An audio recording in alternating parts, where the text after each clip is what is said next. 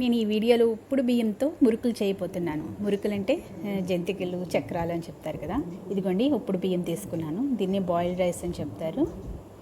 ఈ ఉప్పుడు బియ్యంని 3 hours నానబెట్టేశాను. ఇలా వాటర్లో నానబెట్టేసి క్లీన్ చేసి పెట్టుకున్నాను. తర్వాత గ్రైండర్లో బాగా స్మూత్ పేస్ట్ వచ్చేలాగా బాగా గ్రైండ్ చేయాలి వాటర్ యూస్ చేసి. నెక్స్ట్ ఫ్రైడ్ గ్రామ్ తీసుకుని ఈ విధంగా పౌడర్ చేసి పెట్టుకున్నాను. కొంచెం ఆయిల్ హీట్ చేసి ఆయిల్లో ఈ పేస్ట్ అంతా వేసుకుంటున్నాను. పేస్ట్ వేసేసుకుని దాని తర్వాత నువ్వులు తీసుకున్నాను. నువ్వులు కూడా కొంచెం 2 స్పూన్లు తీసుకున్నాను. అది వేసి కలియబెట్టేస్తున్నాను. నెక్స్ట్ మనం తీసుకున్న పౌడర్ ఉంది కదండి, ఆ పౌడర్ తీసుకోవాలి. ఈ టైంలో నేను ఆఫ్ చేసేసుకున్నాను స్టవ్ని. ఎందుకంటే ఇంకా ఫ్లేమ్ ఎక్కువైపోయిందంటే పిండి గట్టి పడిపోయింది. అందుకోసం ఇప్పుడు పౌడర్ తీసుకుని ఫ్రైడ్ గ్రామ్ పౌడర్ తీసుకుని నెక్స్ట్ సాల్ట్ వేసి ఇప్పుడు బాగా మిక్స్ చేసేస్తున్నాను.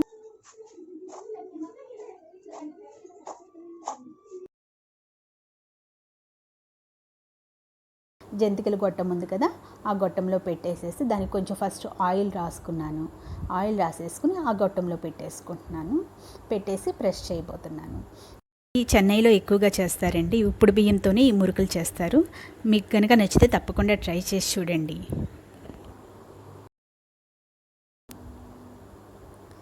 ఫస్ట్ డైరెక్ట్గా అయినా వేసుకోవచ్చు. నేను 2 రకాలుగా చూపిస్తున్నాను. ఫస్ట్ నేను దీంతో వేసుకున్నాను, ఆ జల్లెడ పైన పెట్టి.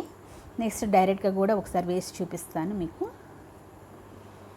ఇది ఎక్కువసేపు పట్టదండి, వెంటనే ఫ్రై అయిపోతుంది. జస్ట్ రెండు పక్కల అటు ఇటు తిప్పేసేసి ఒకసారి ఫ్రై చేసేసి తీసేయటమే. బాగా కలర్ కూడా అవసరం లేదు, లైట్గానే వస్తుంది కలరు.